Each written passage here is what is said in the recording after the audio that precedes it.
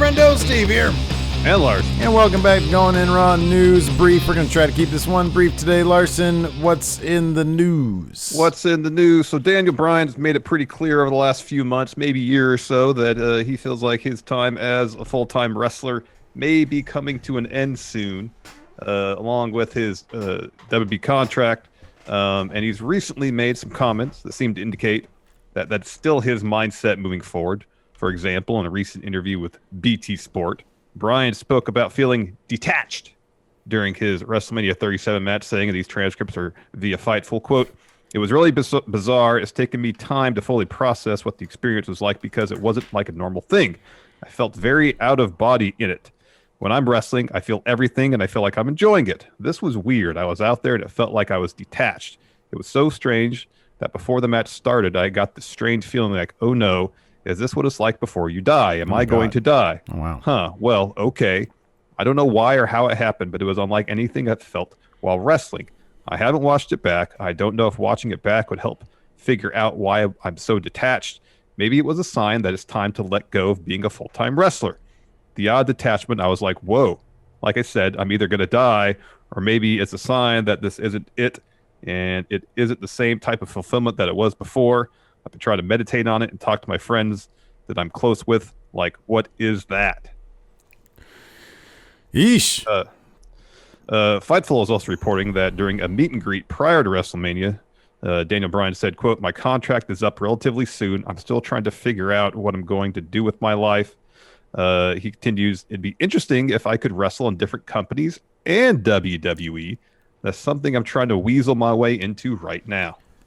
So, if anybody could do that,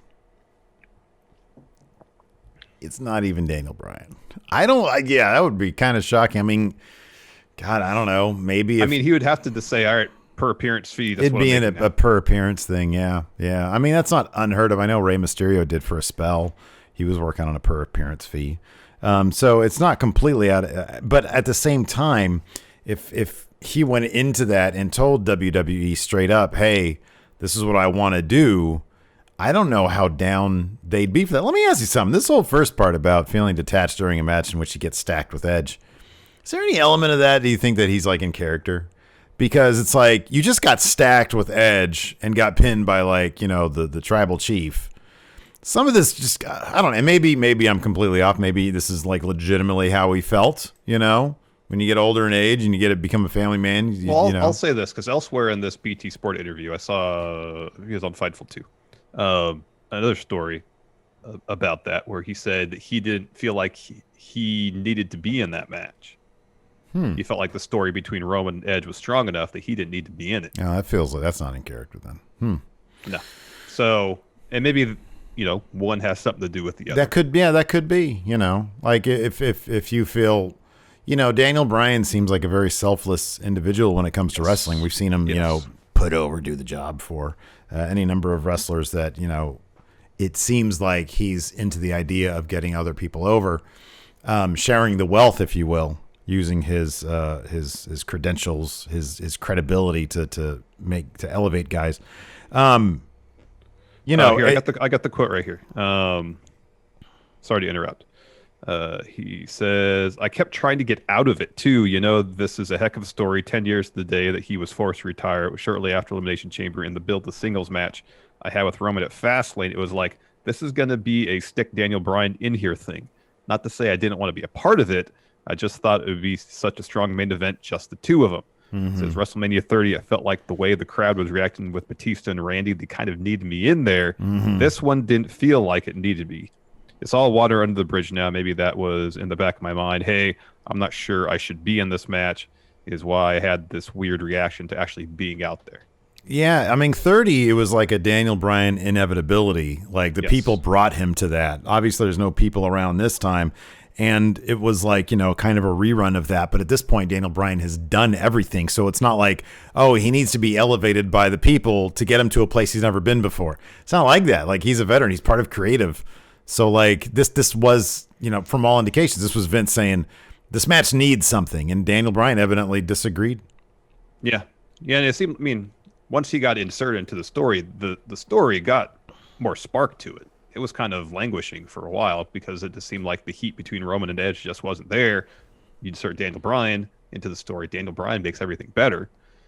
But at the same time, if he personally felt like, I don't need to be here, maybe don't know. A little self-conscious about stealing the thunder of Edge's story, perhaps. Yeah. I agree with you, though. I think that, like, I do think that if they had figured out Edge as a character that was more than just, hey, I'm back, which they hadn't before he turned and on Bryan and became the rated R superstar again, or whatever, the ultimate opportunist, whatever you want to call him, sort of bad guy Edge. If they had figured that out before, they felt the need to put Daniel Bryan in that match, which by a couple of counts was in February, I think. Maybe they wouldn't have needed to put him in there. I always thought that a one-on-one encounter would be the way to go, but they felt the need to put Daniel Bryan in there. At first, I thought it was just a situation where they were looking to protect both Roman and Edge, and unfortunately, Daniel Bryan to be put in the match to be the one to take the pin. I didn't anticipate Roman pitting both of his opponents. Yeah, I don't know. Interesting. I mean, it's interesting that he's so open about things. It's when you get older, you start to reflect on stuff. A couple of people here in chat are bringing up a good point. I mean, WWE does have other brands, which I wonder if those brands would present the kind of opportunity that he would look for in other companies, as he puts it. Or if he's like, no, man, the G1, I want in on that. It's a very special event that can't be replicated. Or the excitement of AEW helping to build something fresh with some names that were in New Japan, for example. I mean, I know he's already fought some of those people, but not, since he's been in WWE. Yeah. But yeah, no, that's great. I mean, he's crafted a kind of career where he can sort of chart his own path. It's interesting that he's thinking about ways he can test just how much, cachet he's built with WWE. Can he go, hey, I'm going to go do a spell in AEW? Just letting you know, if you want me on a per appearance thing, when I'm done there, I can come back. It'll be interesting the next 5 years to see what Daniel Bryan does, because he's a needle mover. He's 100% a needle mover. You got that right. Another guy who WWE is no doubt hoping will move the needle for NXT, Kyle O'Reilly was a guest on X-Pac's podcast recently and talked to the creative process behind the Undisputed Era split. These transcripts come to you via WrestlingNews.co. He said, it goes to show how much trust they have in us as performers. It started with just, can you guys come in Sunday and we'll have a booking meeting and you guys pitch ideas as to what's next. That's what's been great about the entire thing. They want to hear our opinion and run things by us and get our suggestions. This booking meeting, it was not the plan coming in, we'll split these guys up, we'll let them down easy. It had nothing to do with an executive decision like this has to happen. It was a true collaboration in the sense of, if we're doing this, we do it tonight at the pay-per-view to maximize the opportunity, get the most people to tune on Wednesday to get the why. You want to end the show with something big. It's kind of crazy how it happened so fast, and suddenly, literally within hours, it was like, this is happening, oh my God. It does suck because it's been the best thing that has happened to me in my career with those guys. I've had the most fun and learned so much and have become a better performer. Just because we split up now, it just means the eventual reunion will be a bigger deal. So that's interesting that there's a collaborative atmosphere when it comes to guys that obviously NXT has, Triple H, Shawn Michaels, whoever, feels like they have a lot of faith in. It's good to know. It's heartening to know that it was like, hey, we'll come in, pitch ideas, and then it got to that point. And it also means that hopefully, whatever this Roderick Strong thing is, he's included in all that, and there's a plan for him that would make sense for him to come back. That's the thing. I think for me, it's reassuring knowing, okay, this isn't something that was forced upon them, whether they wanted to do it or not. This is something that seemed to be a mutually agreed upon decision. Maybe at this point they felt like, all right, Undisputed Era as it exists now has kind of run its course.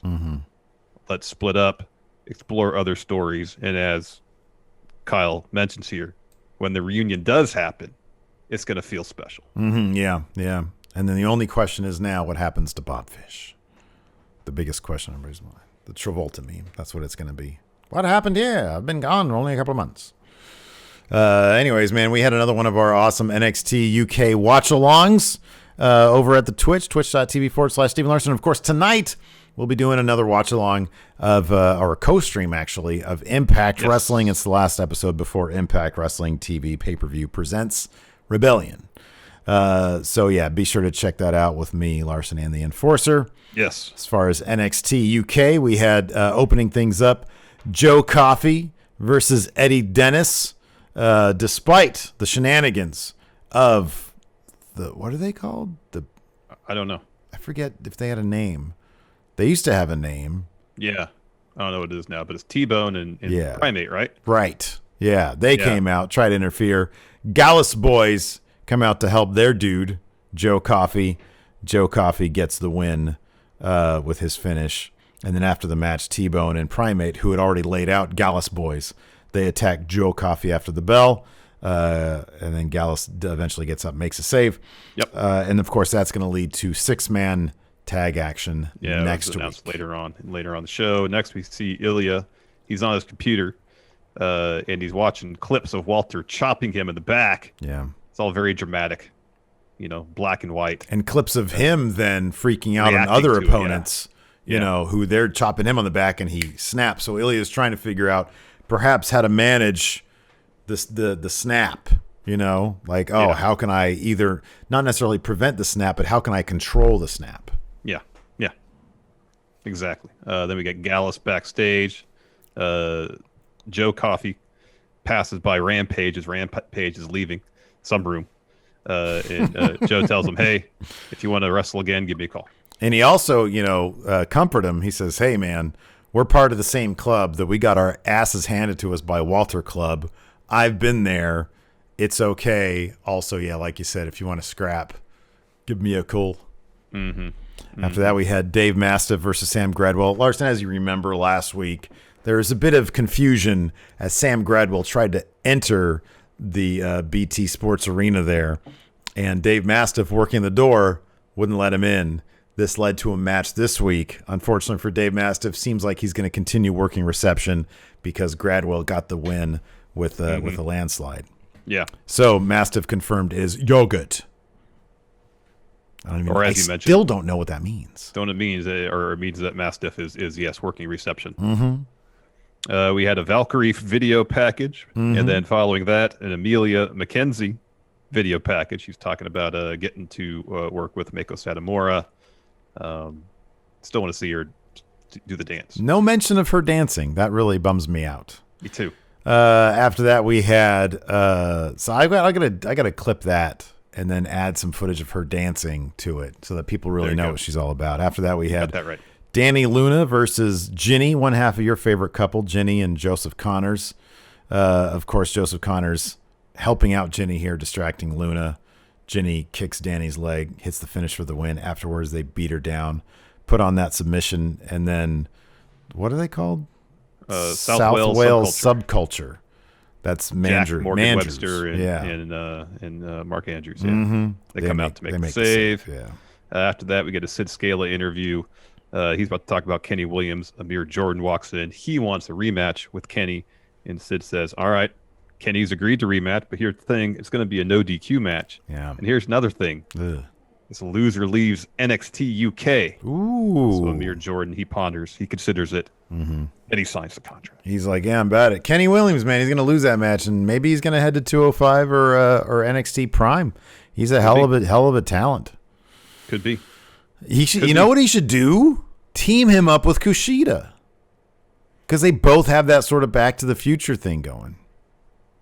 Or maybe it's a thing where Kenny Williams goes to NXT and he really wants a team with Kushida for that reason. Kushida's like, look, I'm more or less do that anymore. The future thing. He's like, I don't even wear shoes anymore, let alone those crazy shoes. No puffy vest. No self-lacing no denim shoes. Shirt. Yeah. I'm not taking fashion tips from Marty McFly anymore. Yeah.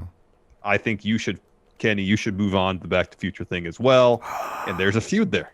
And then he's like, okay, Back to the Future 3. So Kenny Williams he does this. He says, okay, alternate 1985. All right. Yeah. I kind of like Biff. Yeah. I don't know, man. I kind of feel like old-timey Griff Tannen is his new jam. Oh, you want Cowboy Kenny? Clint Eastwood. That's what they called Michael J. Fox's character. Mm-hmm. What kind of stupid name is that, dude? After that, we had a dude named Rohan Raja. He had a video package making his debut against Teoman next week.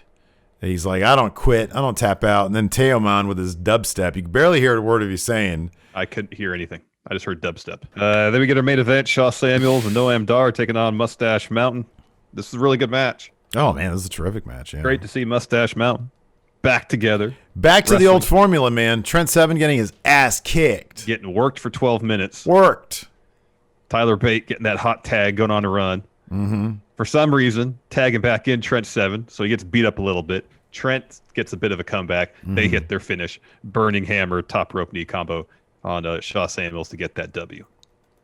Yeah, man. Now Tyler Bate can focus on Heritage Cup, and Trent Seven can focus on kebabs. I guess so. Anyways, yeah, let us know what you guys think in the comments below. Hey, give this video thumbs up if you thought it was good. If you don't think it was good, then just don't. You don't have to do that. And then, be sure to sub to the channel as well. Hopefully, we'll see all you guys at Impact tonight. Twitch.tv/Steven Larson, 5 Pacific, 8 Eastern. Till next time, we'll talk to you later. Goodbye. Help support Going In Raw today by becoming a Friendo Club TV member. You'll get access to new bonus episodes every week, including Friendo Club Arcade, Live Power Rank, Vintage 10 for the Wins, and Ask Steven Larson. Get access to Friendo Club TV today by becoming a $5 and up patron at patreon.com/Steven Larson, by throwing us a sub at twitch.tv/Steven Larson, or by clicking join at youtube.com/Steven Larson.